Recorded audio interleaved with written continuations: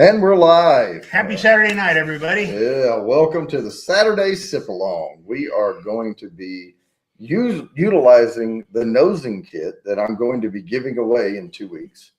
And we're going to put Eagle Rare against Michter's Small Batch. They are different notes, but very similar quality of bourbon. But they do have some distinct differences between them. I like them both about the same. If I can't get my hands on Eagle Rare, I'll buy an extra bottle of Michter's Small Batch. That's how I like it. So let's go ahead and pour some of these. I have another full bottle of Eagle Rare somewhere up there around. So I saw it earlier. So. Hey, Teddy-O. Hey, Philton. Happy Saturday evening to you. We're not going to pour a whole bunch, but enough to get the nose and taste on. And we're going to start with Eagle Rare. And then we'll go to the Michter's after this. No neck pours here. These are, and I don't believe in neck pours, by the way. If you pour it and you shake it and you aerate it and you get it going, there is no such thing as a neck pour. All that fluid is liquid in that bottle. And I've heard people say, oh, I take my brand new whiskey and I turn it upside down and I shake it back and forth and then I open it. What difference does it make? I mean, those molecules are traveling all up and down that bottle, you know. No, I don't believe in a neck pour. So, Lori, how's it going? All right, now I can tell you right now we're starting to nose this. You will get a little oak. Now we'll try one after we try these. That is oaky. Oh, and if my shelf looks bare of glassware back here, it's because I've already set up the table for tomorrow's bourbon tasting. That's going to happen here at my home. I am planning on streaming just me conducting the tasting from the studio. But a lot of these folks that are coming over, they're not YouTubers. You know, I'm not going to put them on camera. So let's go ahead. Vanilla, yeah. So the Eagle Rare. Now I will say this: nose the apple right quick, and and when you take that off, we'll just take this little white thing out and put it down there. Now see if you can pick that up in the bourbon itself.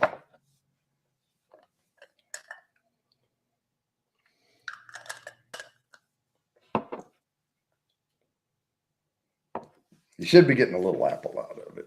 I mean, these notes are all intermingled. The one note you may get as well is a tiny hint of cinnamon way in the background.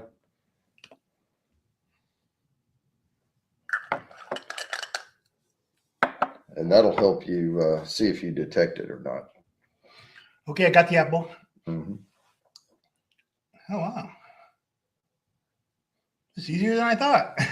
Yeah, try that cinnamon a little bit. Kidding. Woo. Now that smells like Fireball when you take a big sniff of it because it's just pure cinnamon with some alcohol. Oh, that smells like it's gonna make your eyes water. Yeah. Now just don't hit these too heavy. just get them, just wave them under your nose, just because you're getting the raw essence of it, and it's going to be subdued in that glass. So you don't want to overwhelm yourself. Yeah, it's sort of like if you're what's up, Moose Gal? If you're tasting something, or like you taste of a really, really sweet fruit, and then you taste a fruit that's not as ripe, you're like, oh, I don't taste anything at all. You can kind of do the same thing with these nosing kits. So, you don't want to take too big of a whiff out of it. I smell the cinnamon, but I'm not too sure if it's just in my nose. Well, I'm going to blow your mind with this one. I took a big whiff. I'm going to blow your mind with this one. Now, don't take too big of a whiff. Just brush that under your nose right quick. Don't even look at what it is. Don't even look at what it is. Just.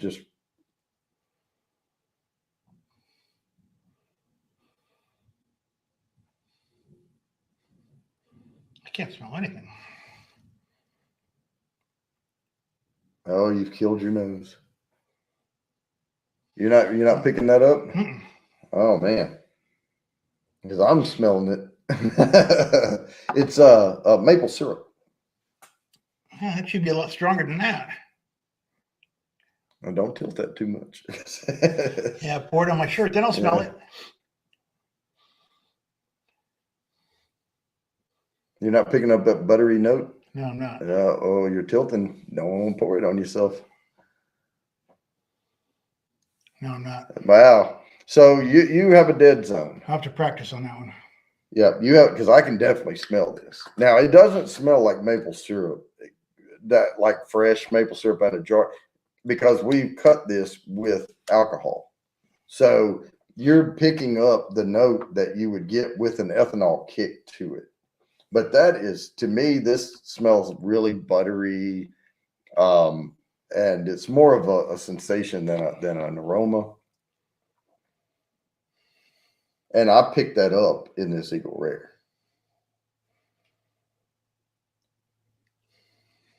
So I didn't quite blow your mind. No, because sorry. you couldn't smell it.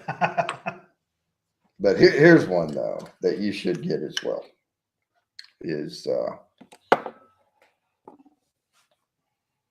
little bit of raisin.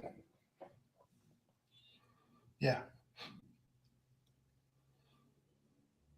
You like tilting those jars over, don't you? You're going to pour it on yourself. You're going to smell like that on the whole kit. Yeah, smell the raisins. Yep. Now, if you go back to the bourbon right after the raisin, you can pick it up in there. That helps isolate that in your mind. Got it. Yep. Yeah.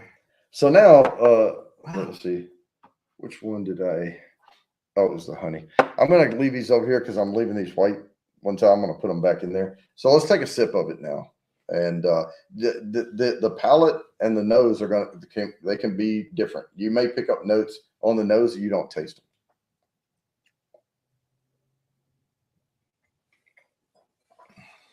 Oh, and it's also good to get that first sip out of the way. Let that settle a little bit, and then before you start dissecting the notes, take another sip, because that's our first sip of bourbon of the day. It's a shock to the tongue. You'll start picking up more notes as you go.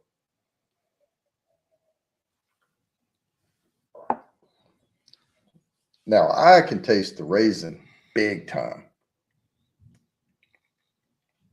with Eagle Rare.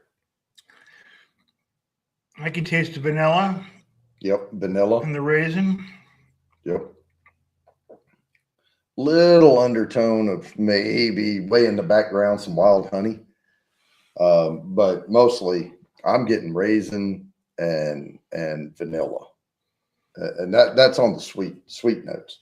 Now, when you go to fruit, try to, think about the apple or whatnot.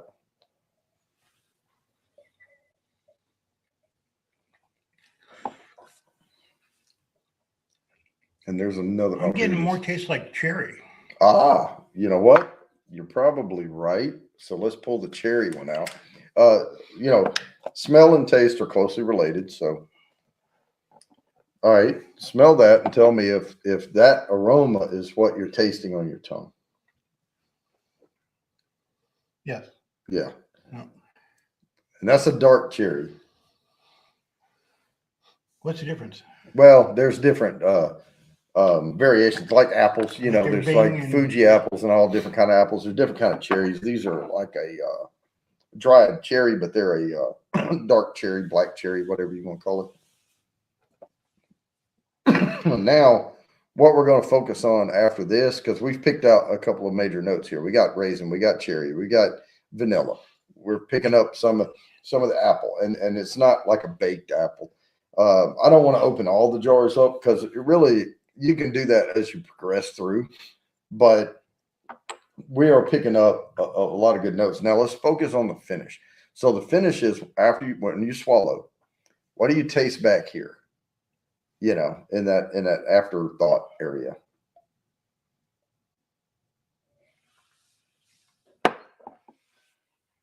And that's a darker flavor profile back there. And I'm going to go ahead and open this because you're going to get a little of this on the back end, on the finish. Oops, got to take the white thing off.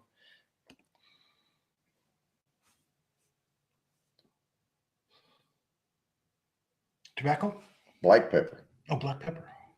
But now this is a younger bourbon. I know people love Eagle Rare, and I'm not saying anything bad about Eagle Rare, but it is a younger bourbon. It's now, you know, the double rare, double Eagle, you know, those, that's where you get into your molasses and your really dark stuff. Maybe on the finish, maybe a little leather back there. I tasted the apple. Now, Back of my throat, cherry. That's leather. And you're not going to taste it on your tongue. It's going to be on the finish.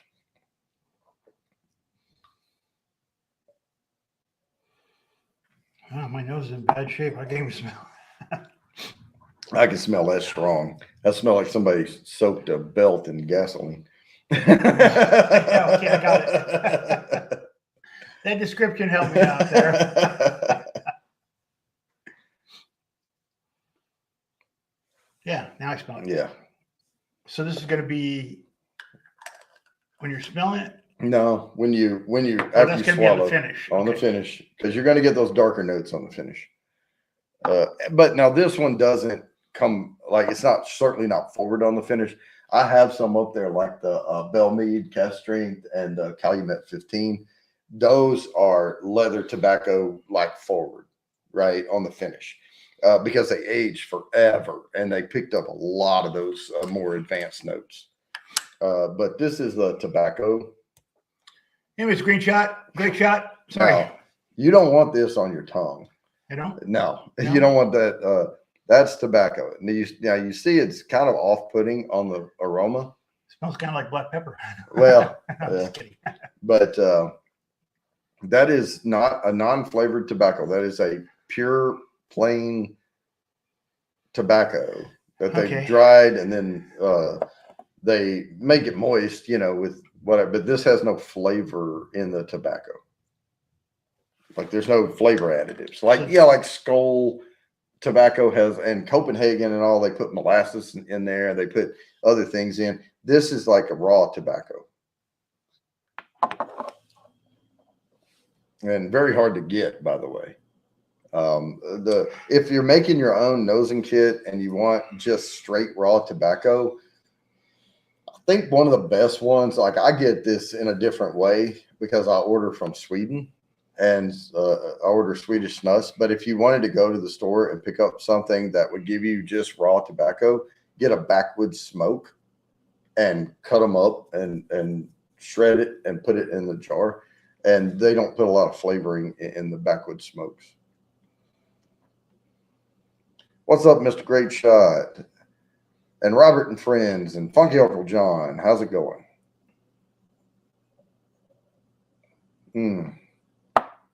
Now, again, some of these notes I'm trying to get you to find on the finish, you got to dig deep for it. Because like I said, these are young bourbons. But now that we've dissected Eagle Rare, I feel like now you and I both know Eagle Rare a little better than we did before. Let's see how Michter stacks up to it. Okay. I'm not getting a finish. And Yeah. Don't ooh, worry. I just got some up my nose. You'll get there. You'll get there. So there's enough to swirl and do a thing with.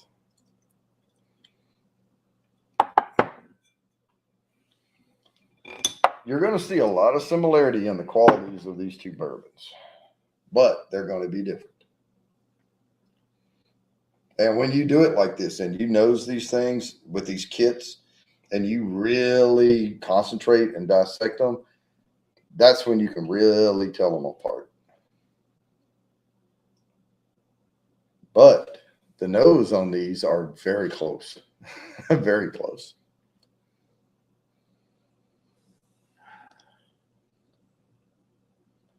Apple. Yep. Now, Eagle Rare is a little sweeter on the nose. This is a little drier on the nose. So, you know, you don't pick up, I'm not picking up a lot of the vanilla. Oak, right? Oh, yeah. Yeah, you're getting a little oak out of there. Yeah, because these are Kentucky straight bourbon whiskeys, right? So they've aged at least 2 years, if not over 4, right? So these are longer aged bourbons. That's when you tend to pick up more oak notes from them. You're not going to pick up those oak notes from a real young bourbon, you know. So, and sometimes it's hard to even pick up the oak notes from like a 2.5 year straight bourbon. It needs to go 3.5, 4 years, you know. But this one is a little brighter on the nose. You're going to pick up. This is what sets Michter's small batch apart from Eagle Rare, right here. Chocolate? Don't dive into that. Keep it away from your nose. Oh, it smells good. Yeah, it smells fantastic, but that's rose, okay? And you're going to get a more floral note out of Michter's small batch. It's not rose itself. It's a floral note. It's not overpowering, but Right. it's there. Yeah, It's there. I got it. Oh, wow. And this is how you use your nosing kit, because you don't get floral at all out of Eagle Rare. Not a drop. I don't anyway. All right, let's go ahead and Chocolate? Yep, you are dead on. I was going to wait for the palate on that one, but since you're picking it up, let's pull the chocolate out. And this is Ghirardelli chocolates, by the way. This is not cheap-ass chocolate. That's high class. That's high-quality chocolate in there. Yeah. And I do chocolate. It's not too pronounced, but it's right. there. I do chocolate instead of cocoa because I tried to make a nosing kit with cocoa, and cocoa dies with when you do. It's like you're not picking up enough of the chocolate note. Now, when your brain says, "Oh, that I'm picking up that chocolate, but it's a little more bitter," then I would attribute that to cocoa or like a really dark chocolate, you know. All right, let me taste this thing. Now that we've dissected the hell out of the nose.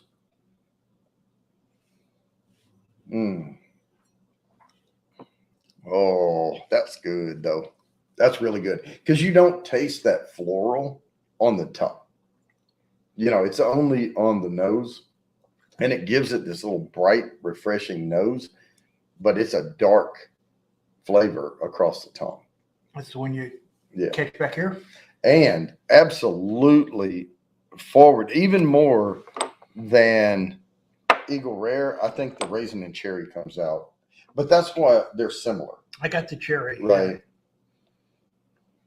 But the raisin and cherry comes out strong on the palate, on the Michter's.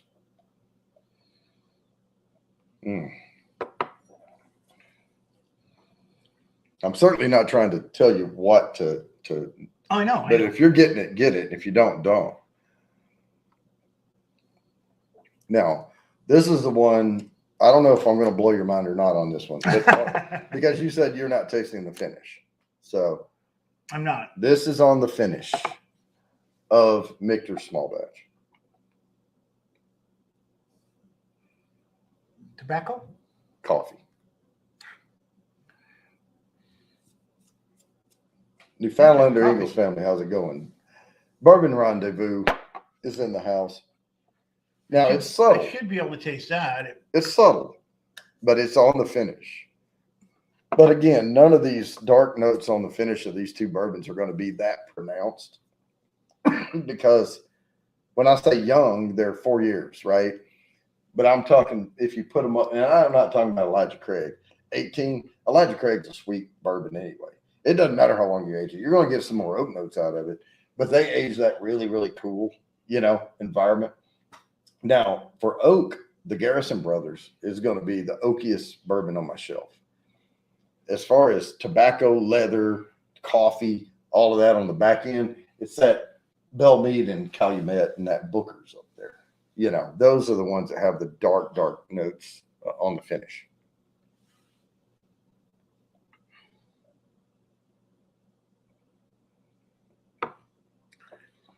Yeah, I'm not getting the finish at all. You just have to, it's, when you swallow and the last thing you can taste right at the end of the swallow, and you can feel like that's where it goes down, right? That's the finish, the way in the back. And it's more like, you're not tasting it per se. It's more like kicking back up into the nasal, area. And that's where you're kind of getting that sensation of a flavor on the finish. It's hard to explain. OG World, what's up, Jimmy?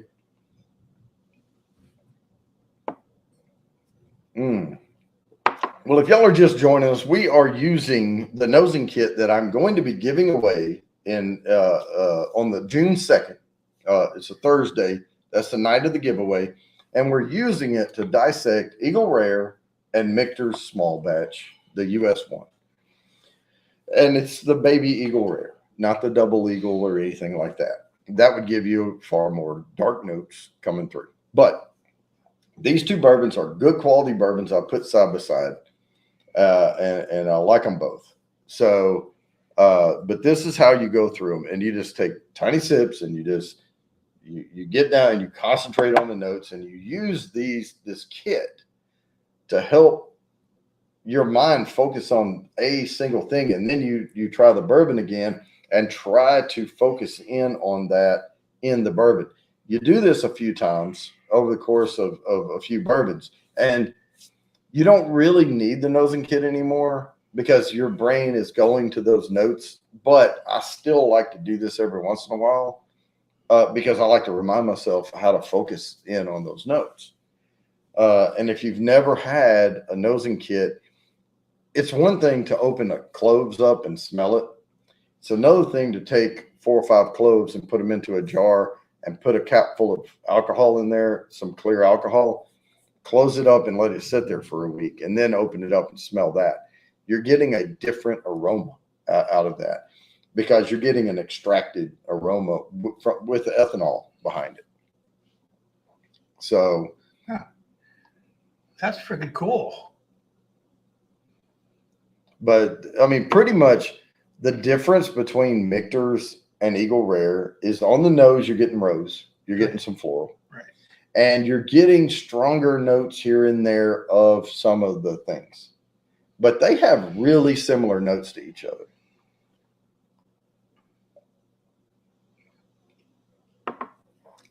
Is there mint? You know what? Let's open the mint and we'll see if there's mint.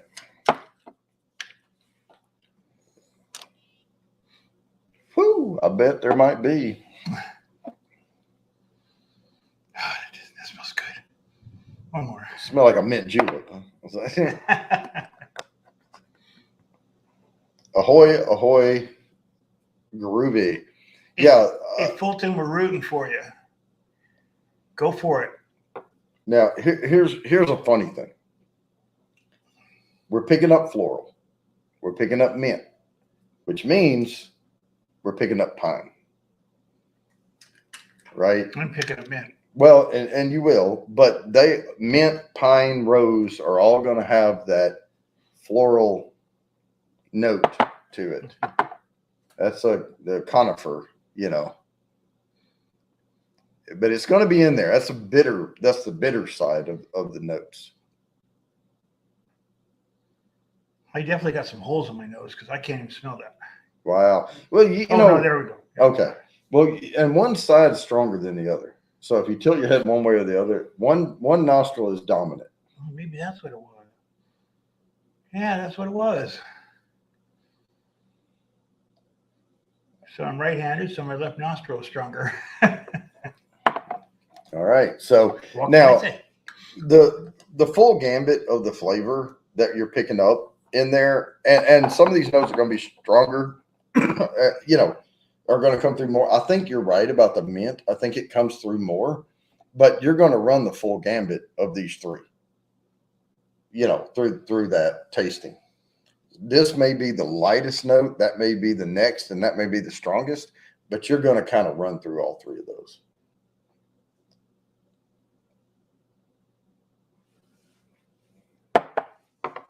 Oh yeah, I'm going to save, and I'm saving just a tiny bit, and I'm going to pour you a tiny bit more Eagle Rare so you can go back and re-nose. But I've saved like a little bit in each one because I'm going to actually pour a that Garrison Brothers so you can get the oak. That ought to be enough to swirl around and have a little leftover. Don't waste drops. All right. Now, the Garrison Brothers is oaky. Okay. This is a blast, everybody. Everybody should try this once. All right. Or twice. We'll do this one. We'll do this one in the Bourbon Bounty logo glasses. Because, again, if my shelf looks bare, I have 1, 2, 3, 4, 5, 6, 7, 8, 9, 10, 11, 12, 13, 14, 15, 16, 17, 18. I have 18 glasses lined up around that table for a live tasting tomorrow.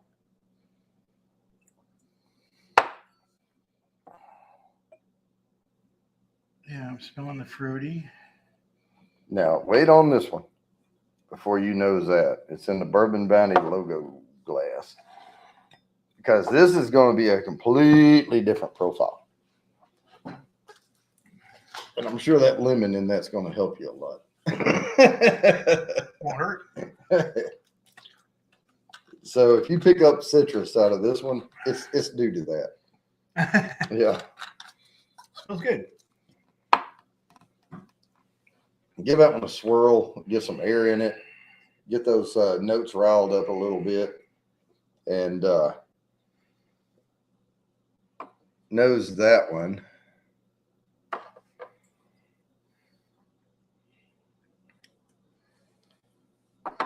Actually want to start.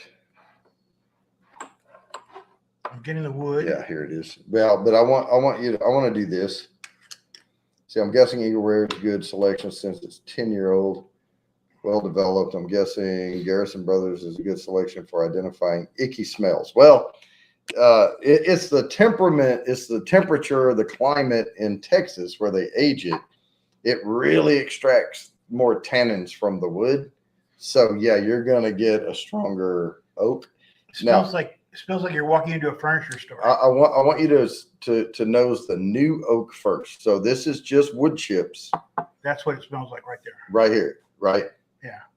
So this is just new oak. Then I want you to do the toasted oak. Because if you do the toasted oak first, it's going to kill you. You're not going to smell anything from that one.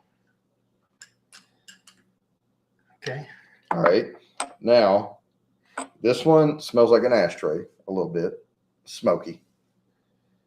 Mm-hmm. Right. Now, think of in between those two things. So if toasted oak was 10 and that was 1, where do you think Garrison Brothers lines up on the scale? It's not all the way one way or the other, you know.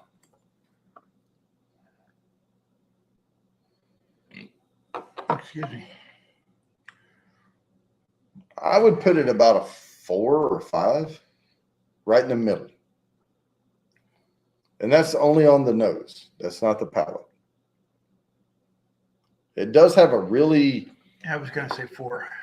Okay, I could go with that. You know, I mean, it's all, you know, personal perception or whatnot. But there are other notes in there, but I just wanted to focus on those oak notes first because this is an oaky forward bourbon. I smell the wood. Yeah, I smell the It's oak. hard to get past the oak in this thing. Yeah, really. It really is. Like I said, it smells like a furniture store when you first walk in. Right. Yeah. But as part of that, though, I think you're right on that. So if you go back and nose the leather again, you probably are picking up some leather in there too. Where'd it go? There it is. But you said you couldn't smell this. Boy, I can. It smells like a wet boot.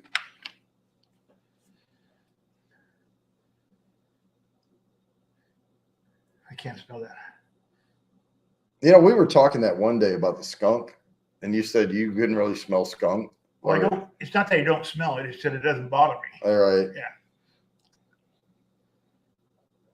Oh wow.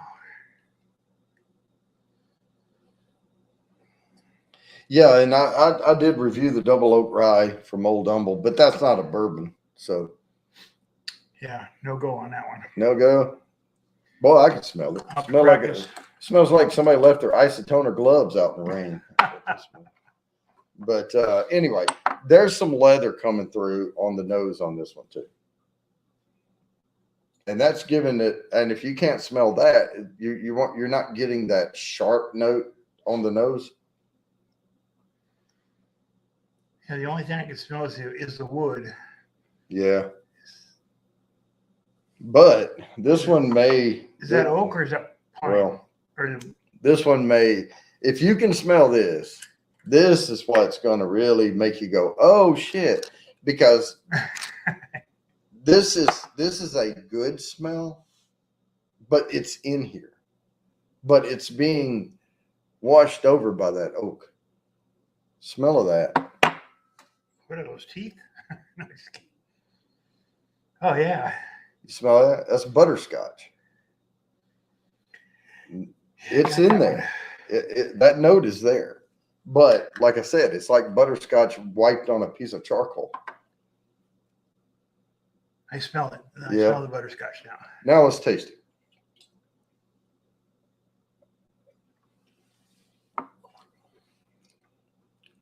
Boy, that oak hits you right square in the face.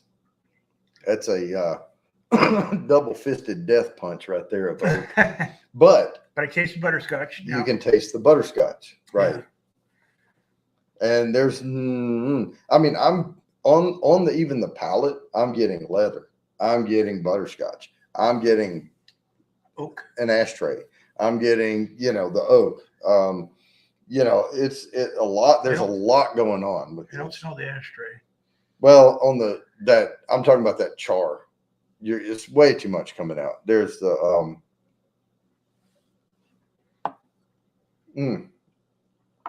Some people like oakier stuff. It's all personal preference. I mean, I'm okay with Garrison Brothers. It wouldn't be my go-to to sit around and enjoy, a lot. But I like having it to juxtapose against some of these other sweeter bourbons, to say, hey, you want to know what a bourbon can be? Here you go. Curiosity question. Mm-hmm. Is oak one? I mean, is cigar tobacco one of these? Well, no, I mean, tobacco's tobacco, right? And then there's other things like if they use honey and molasses and things like that to, flavor the cigars and things, then those are different notes from tobacco. So you can pick up different notes in cigars, but if you pick those notes up in bourbon, you might as well just attribute it to honey, or molasses or leather or whatever. But tobacco, just raw tobacco, is what typically we go to.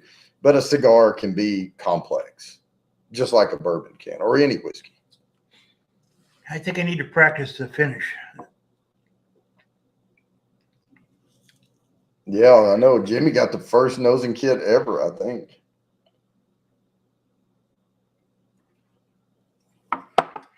And Jimmy did it right too. Jimmy poured a bourbon and he went through every single jar. And he was like, do I get this? Yes. He would put it up here. Do I get this? No. He would put it over here. Do I get this? Maybe. He'd put it in the middle. And at the end, he would have a flavor profile built of the bourbon. Yeah.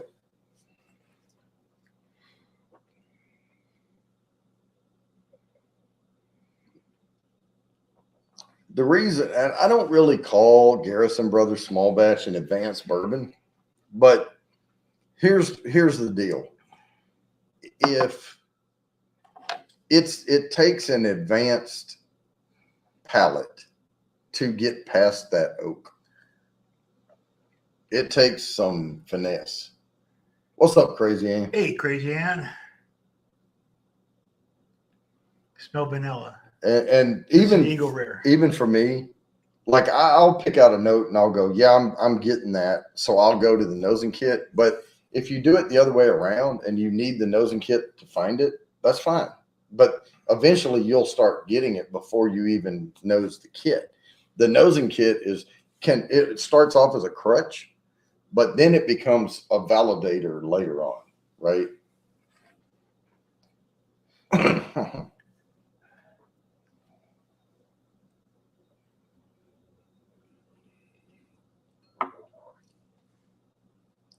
Oh, this is cool. I'm actually getting some stuff out here.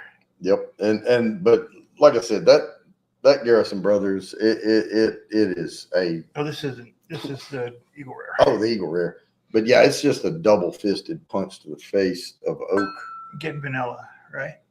Oh yeah, and when you go back to the Eagle Rare now, you're like, holy crap, that is really strong vanilla. Well, yeah, and it smells so good compared to Garrison Brothers.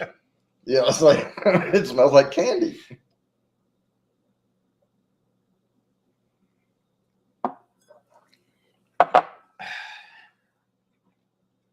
Good stuff, Maynard. All right. Yeah. And that the Michter's is slightly darker than Eagle Rare. The Eagle Rare, they keep it at a very cool temperature when they age it. And I don't know the exact chart, right, between Michter's small batch and Eagle Rare. So the darker the chart, it could impact the color. But the longer aging can impact the color, but not necessarily. It depends on how cool or warm and all that it's aging in. A hotter environment, it's going to extract more color and flavor from the wood to a point. And then you're going to start getting into the tannins and away from the esters and away from the wood sugars. And they're going to override, some of that. Esters give you fruit. The wood sugars give you your vanilla, caramel, stuff like that. That builds off of the grain selection that they use. Rye is going to give you your black peppers, spices, allspice, nutmeg, that type of stuff typically. And it depends on the strain of rye that they use. Because there's all different kind of ryes out there that they can grow, just like hops, for beer. You can have all these different flavors. And different types of barley, whether they malt the barley or honey malted or whatever, and they can malt more than just the barley grain. That's what Rabbit Hole does. And it just brings out, and malted barley brings out a nutty flavor to it. It can, like an almond or the peanut, flavor. But there's a lot of factors that go into what flavors you're going to get out of these bourbons. And I did a video called "Are All MGP Bourbons the Same?" No, here's why. Because there's so many factors that I can order from Midwest Grain Products, and I could say, I just want White Dog from you. I'll get my own damn barrels. Or I can say, okay, I want this mash bill in this char of barrel. And you can select different chars, on the barrel. I want a number 4 char, and I want that mash bill with the higher rye. Or you can even say, I want half and half. I want the higher rye mash bill with the wheater mash bill, and I want them to go together in there, and have a 4-grain mash bill, type thing. Blended bourbon.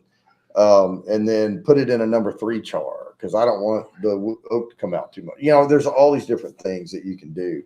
And then they're going to ship you those barrels, and you're going to get them on trucks. And then you're going to put them in your rick house or wherever you have. And depending on where your rick house is, or if it's climate controlled or not, or bury them in a cave, I don't know, keep them at 52 degrees or whatever, you know, you're going to have a different product than somebody else that might have ordered exactly the same thing, but put them in a 90-degree warehouse, you know, or even hotter, you know, like they may have just attic vent fans pulling heat out, you know, or something, or the water cool system that's never going to get it below about 80, but it's going to keep it tolerable where you won't die in there, you know. Yeah, so we had to dig up the backyard, put a container down there. Just put a bunch of barrels in the container. I forgot. I went back to Garrison Brothers after drinking some more of the other one. That oak is just, it's in your face oak, and it's not bad. It's really not bad. It just depends on what your flavor preferences are, and like I said, some people love that strong oak. I think it's a little bitter. I like the fruity bitter.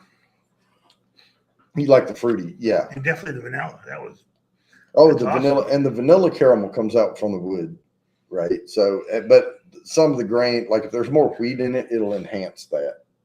A higher corn count can enhance that sweet. You got a caramel over there, don't you? No caramel. I have toffee. Toffee. I have butterscotch and toffee, and they kind of split the difference from it. But the coffee, I think, is the toffee is a good one to go to. Oh yeah.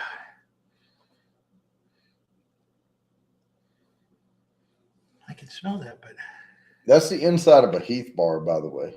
It's the cheapest way for me to get toffee.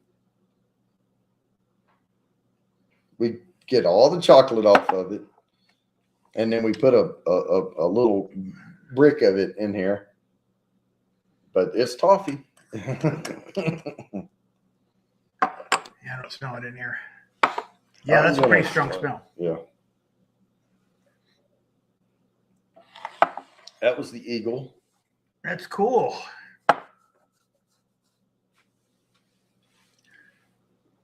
Oh, God, I grabbed the wrong fucking glass. That was the Garrison Brothers.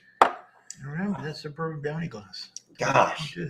I thought I had on my mind I was going to chase Michter's after Eagle, and I chased it with an ashtray. Do I smell some lemon in here?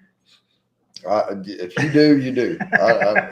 Right now, I can't, you know, I thought I was going to get Smells Michter's. like lemonade.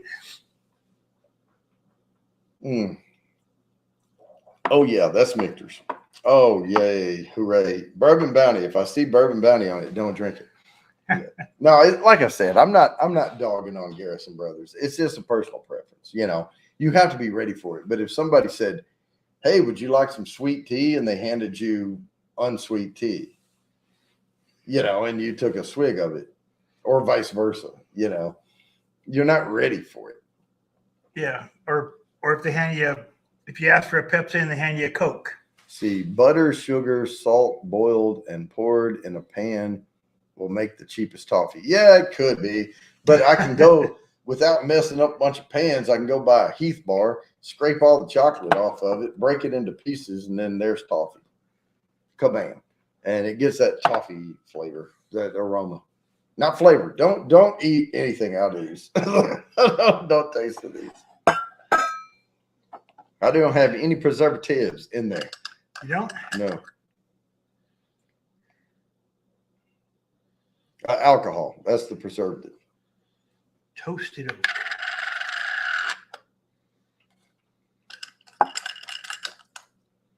Yeah, the toasted oak is the epitome for me of Garrison Brothers, because it is the smoky, oaky, forward one. Right now, I'm having dessert. I'm sipping back and forth on, and I can go. I guarantee y'all this. You can say what you want about them. I can go back and forth between Eagle Rare and Michter's all night long. They're a little bit different flavor profiles. Some of the notes come out stronger on one than the other. Michter's has more of a floral nose and maybe a little mint in there where Eagle Rare doesn't. But other than that, they share a lot of the same notes. I'm burying my mic. I hope everyone can still hear me okay because I'm burying my mic over here. But I'm going to start putting the white little things back in here. Oh, the rose. There's the rose. It's rose. Apple. Oops. I'm not going to nose them all as up. Whoop. Threw that one in the floor. Bam. All right. Grab it in a minute. And be careful with these. They slide real easy. Frick or frack. Can you hand me that lid, please? I'll grab this. I am butterfingers right now. Oh, thank you. All right. I'll slow down. We don't have to do this in 1 minute. But we will let the palate settle down just a little bit. And I'm going to pour a tiny bit of a really good bourbon. The Duke? Nope. I'm not going to give you my Duke. Oh, man. Oh, I'll give it. I'll give you something. But no, I was going to pour a little bit of the Calumet 15. It's a well-rounded bourbon, very well-aged, very good. Really good notes in it. But let's get these little white things back in here. Seal this kit back up. We don't need the kit now. Because, see, we have all this fresh on our mind. So when you nose this Calumet, we're missing. Oh no, you got that one, and I got this one, and there. Well, this one already has it in there. I missed one somewhere. Let's see. Maybe it was this one. Nope. Got an extra. I didn't even open that one.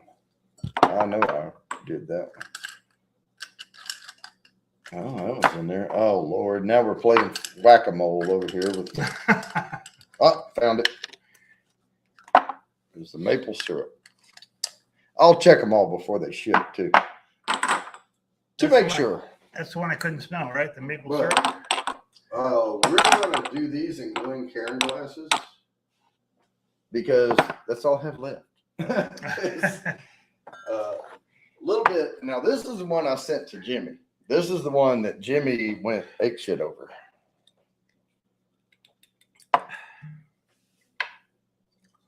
I'm not going to pour a lot of it because this bottle was expensive.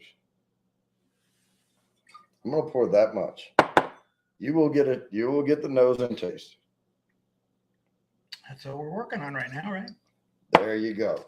That's how much you get. And now that'll be $80 before you leave. Pay your tab at the door. Put it on my bill. Yeah. Fruity. Apples.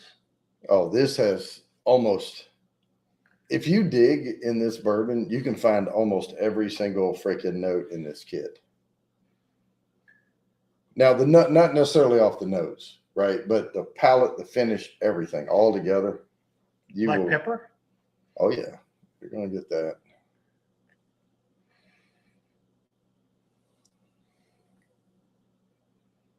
Mm. Oh, my God, that is good. Oh. That's one of my favorite bourbons I have on my shelf. I like the Bell Mead too, but it's a 2006. They don't even make that anymore. So, I mean, they make Bell Mead, but not the cask strengths. That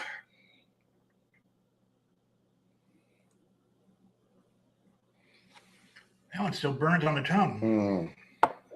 Oh, that not for me, man. That is velvet, dude. That is, and that's kicking on all cylinders right there. You get just the right amount of oak. I mean, you get a little oak, but it's certainly not as bad as Garrison. Right. Yeah, a little bit. And you're getting some sweet. You're getting some fruit. And more like not fresh fruit. You're getting like fig and baked apple and things like that. On the finish, you're getting the black pepper, but you're also getting tobacco and leather back there. But you're getting a molassesy finish too. It carries that sweetness on down.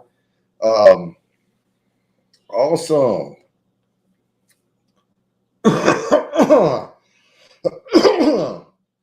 So, oh I yeah, gotta work on the and finish. what's that? I gotta work on the finish. Yeah, I got to work on the finish. I will say this before when I host this tasting event tomorrow night, I am going to live stream it, but I apologize, guys. It's for members only, for all member tiers. It doesn't, but you're not going to see the folks because they're not YouTubers. These are people who live in the local area that I'm friends with or whatever. I've met through, whatever means. And I have a list of people that sign up. They're on a waiting list for these bourbon tastings.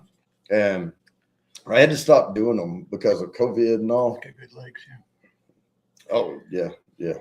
Oh, this is an oily bourbon, and it coats the entire tongue immediately. This is fantastic. Now, I'm not rinsing my mouth out. If I were really judging these things or doing it, I would have water here and I would be rinsing. I came to one of your tastings and there was only one guy here. That was when COVID was hitting. Yeah, that was right. And people didn't want to come, yeah. right? And they were like, oh, I've got this, I've got that. So I canceled them all for a couple of years. This is my first one back. And I did post a picture of the table on my community tab on YouTube. So you can see all the glasses set out and all the stuff. So you can go look at that on the community tab. And I will set up a live stream tomorrow morning. And I'll schedule it, but I can't really schedule it because I told people to get here between 4 and 4:30, and we would probably do the tasting between like 4:45 and 5. Let everybody roll in, and I'll go over the rules and all that. But I'm going to go over the rules back here behind the camera. So, I'll have everyone sit down. I mean, I these glasses right now. I mean, I took the picture before I covered them, but I have like these covers that go over the snifters to prevent dust from going in, all on the whole thing. It is just, it's crazy. And you took a picture after I put the covers on. You can't go that way anymore. There's no more pictures of it.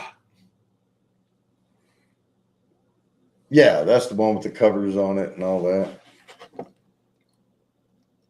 But I have the bourbon wheel. Everything's laminated. Everyone writes with a dry erase marker. I mean, it's all, you take all your notes and then we wipe them all off at the end because I reuse those A, B, and C. It's a professional tasting, definitely. Everything spicy is in the house. How you doing tonight? Heck yeah. But, and if for the members, if you can't catch the live, it won't be that long of a live stream, and it's going to not be interactive. I'm going to be interacting with people here, so I'm going to disable the chat. You can watch it, or you can go back and watch it. But I'm going to disable the live chat. I'm not even going to. It's like if you want a behind the scenes look, you will get it tomorrow night.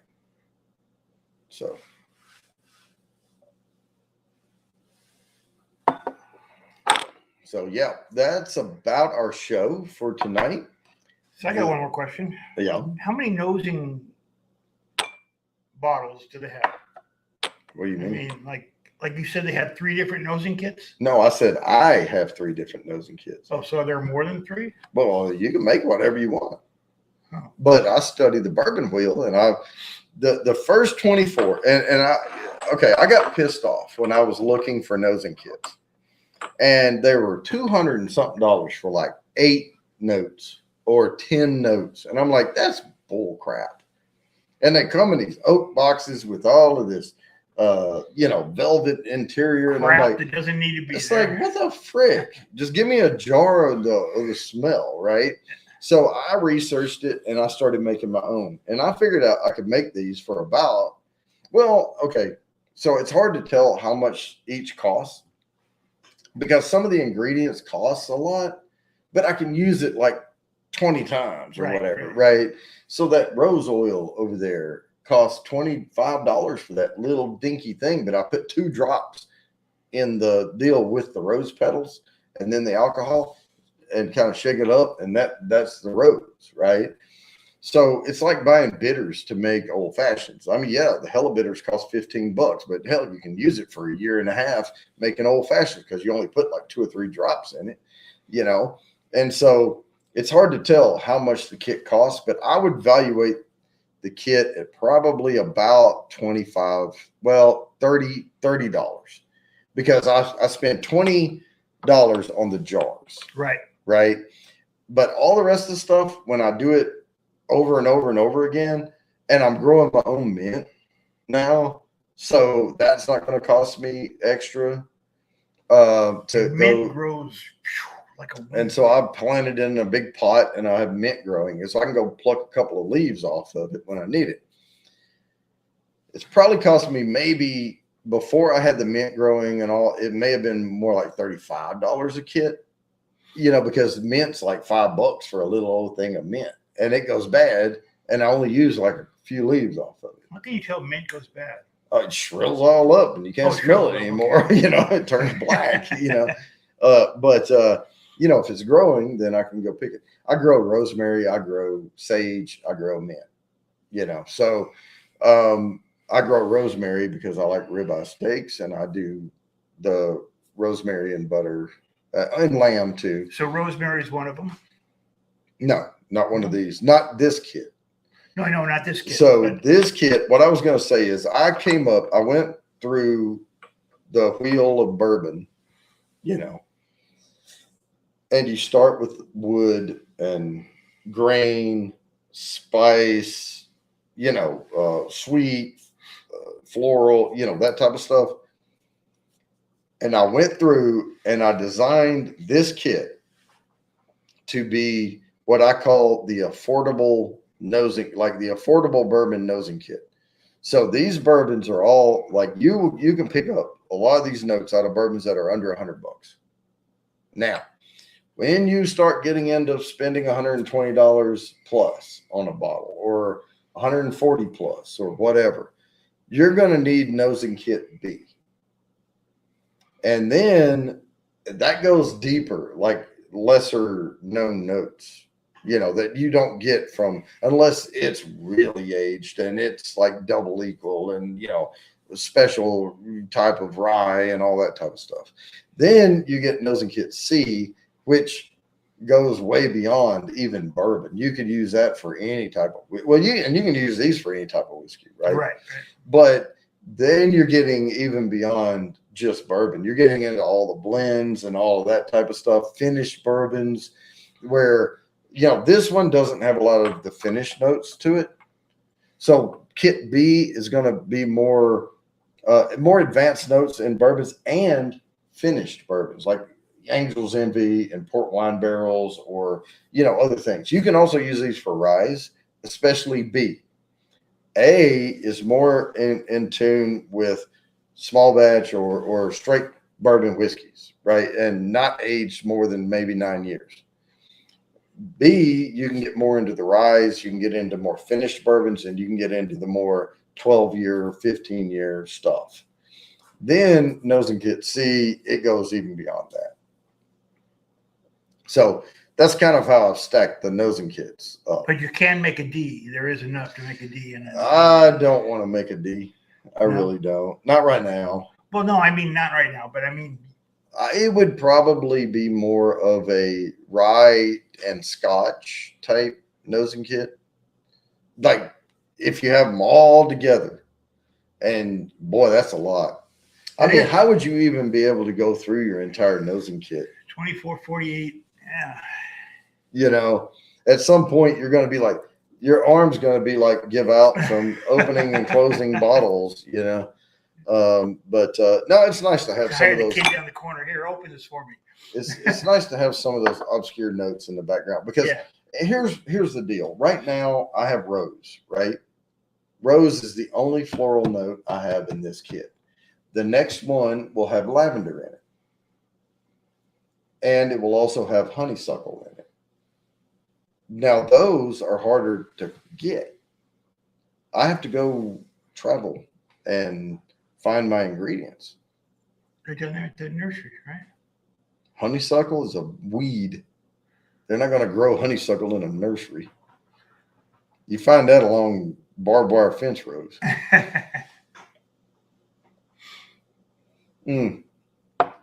The other thing you can do is just get a bunch of wildflowers like a collection of them and just dry them and then put them in there and put the alcohol on them and call it wildflower.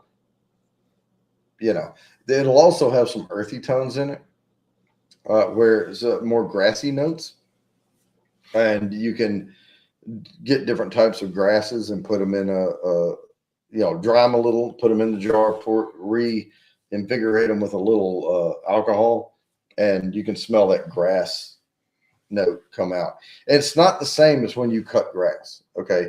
I don't know if people know this, but when you mow your yard and you smell the smell of fresh Smells cut grass, good, yeah. right. That's grass screaming. Grass screaming. Yes, that's how it screams. Hell. It is emitting a pheromone to the grass around it. There's danger. We're dying. We're getting our heads chopped off, right? Look it up. Google it. You'll see. It's I believe you. it's grass screaming. And but that's a different aroma than a grass not emitting a pheromone, dried and then with alcohol to extract the aromas from that grass. You're getting more of that what's it called?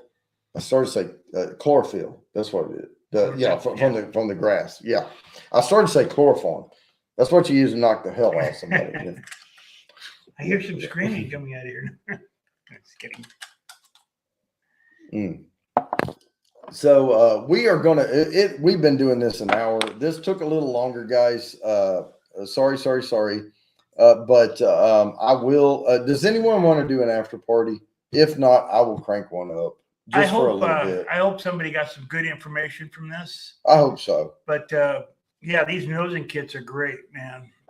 If you can get your hands on one, or you can win one here, do it, because it really helps a lot, you know. Yeah, Mr. Great Shot, for hay, I would try to get my hands on some improved pasture with alfalfa in it, and then get some of that, or just dry. I can find somebody baling hay as long as they're baling it. I want to find them baling it from improved pasture, right, with the alfalfa and different ones in it. With no cow shit in. Well, it's going to have cow shit in it. Oh, it is? Oh, yeah. Because, see, the way farmers do is that they'll have so many acres. Now, the cow shit breaks down over time, right? But they let cows graze in a field. And then they're like, okay, we're letting this field grow up. And while they're grazing, they're shitting all the time, right? And they're fertilizing that pasture. Then when they get ready, they cut this down and it starts growing back. They're like, okay, move them back over here so they can eat and shit. And then we're going to let that grow up, and then we'll bale it. Oh, cool. And that's what keeps the nutrients back in the ground. Learn something new every day, huh? Yeah. Yep. Lori loves she loves the smell of screaming grass.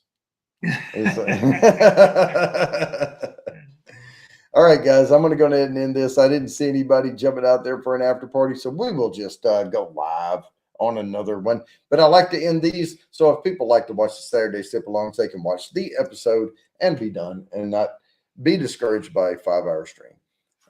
So with that, I'm going to sign off. Whoever's on, hey, have look weekend. for us. We'll be right back up here.